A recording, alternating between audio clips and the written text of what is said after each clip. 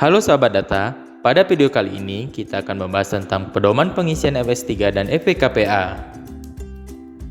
Pada pengajuan kegiatan statistik, terdapat dua jenis formulir yang diisi sesuai dengan kegiatan statistik yang dilakukan, yaitu formulir pemberitahuan survei statistik sektoral atau FS3 dan formulir pemberitahuan kompilasi produk administrasi atau FPKPA.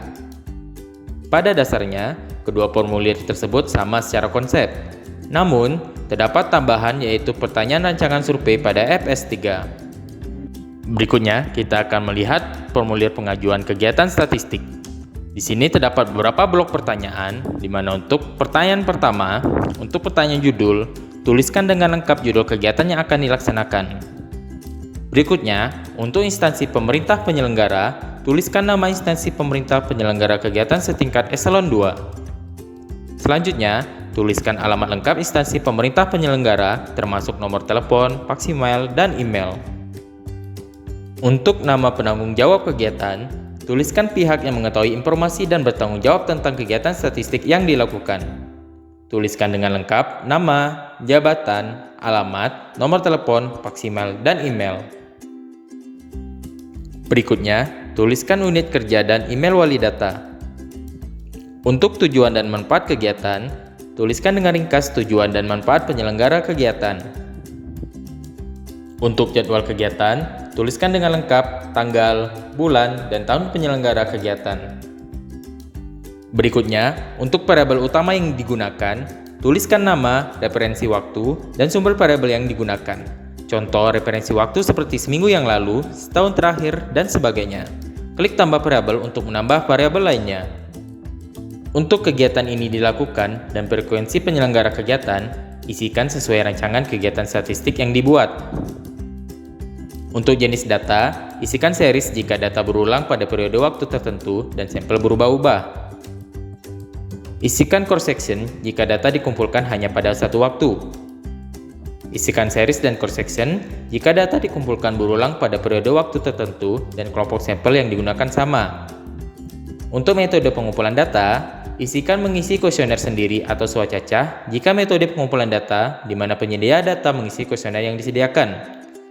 Isikan dokumentasi jika metode pengumpulan data di mana metode pengumpulan data dari dokumen registrasi atau pencatatan, dan lainnya. Untuk cakupan wilayah data, diisikan sesuai dengan rancangan kegiatan statistik yang dilakukan. Untuk petugas pengumpulan data, diisikan kode sesuai status petugas pengumpulan data. Untuk persyaratan pendidikan terendah, isikan sesuai dengan pendidikan terendah dari petugas pengumpulan data.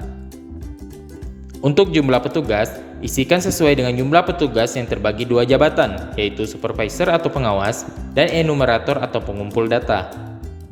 Untuk apakah melakukan pelatihan petugas pengumpulan data, isikan ya jika pernah dan sebaliknya, untuk briefing termasuk ke dalam pelatihan petugas. Untuk metode pengolahan, isikan iya pada penyuntingan jika dilakukan penyuntingan untuk kesalahan dan ketidakkonsistenan pengisian. Isikan iya pada penyandian jika dilakukan pemberian kode. Isikan iya pada input data jika dilakukan memasukkan data ke dalam database. Isikan iya pada penyahihan jika dilakukan kegiatan pemeriksaan dan perbaikan data hasil input data. Metode analisis diisikan analisis deskriptif atau analisis inferensia. Analisis deskriptif jika bertujuan untuk menggambarkan karakteristik data dengan metode sederhana. Analisis inferensia jika bertujuan untuk menarik kesimpulan pada sampel dan digunakan untuk mengeneralisasi populasi.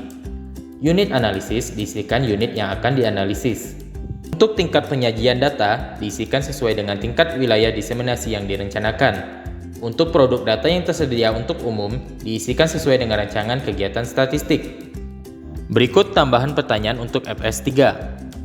Untuk jenis rancangan sampel, diisi single stage jika penarikan sampel hanya satu jenjang. Diisi multi-stage jika penarikan sampel dilakukan dua jenjang atau lebih. Untuk kerangka sampel, diisi daftar unit populasi untuk dasar penarikan sampel. Untuk metode penelitian, diisikan sampel probabilitas jika dalam pemilihan sampel menggunakan peluang yang sama pada setiap unit populasi. Sedangkan sampel non-probabilitas di mana sampel dipilih tanpa menggunakan peluang sampling. Untuk metode untuk sampel non-probabilitas, diisi sesuai dengan rancangan kegiatan statistik yang diajukan seperti kuota sampling, accidental sampling, dan lain-lain. Untuk metode pemilihan sampel, diisi metode pemilihan sampel probabilitas seperti simple random sampling, systematic sampling, dan lain-lain.